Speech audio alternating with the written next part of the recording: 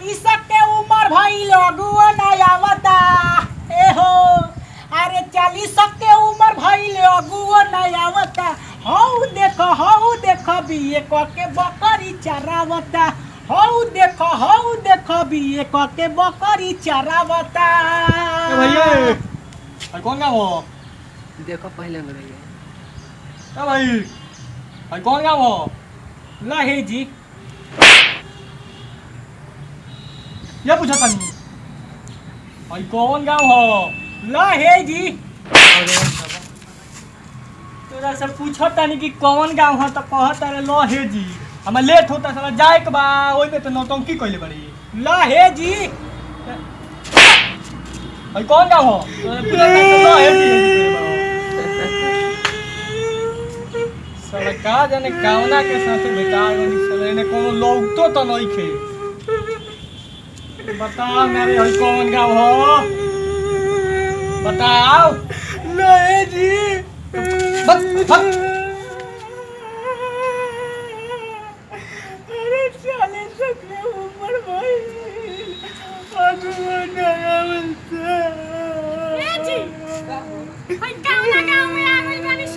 हमरो बुझाते नहीं कि साला कौन गांव है। चली नहीं रे एगो बकरी चरावते एकरा से पूछल जाओ। ठीक बा पूछो। ए भाई भाई कौन गांव हो?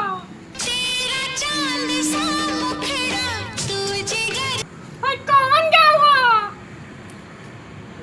तारा के बताई के इनका के दोनों आदमी के बताई।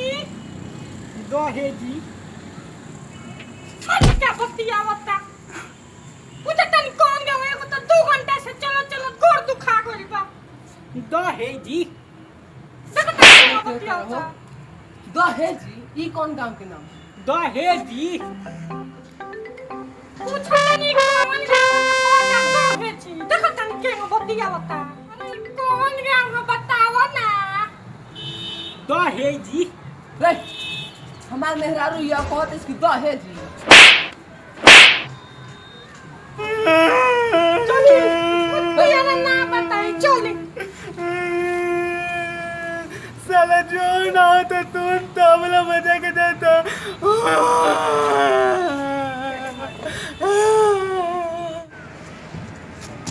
तू लगा बे मुत्तिया ना कौन हो रे? चाची का खोल का मुत्तिया ना। मेहरारू के का करते रे?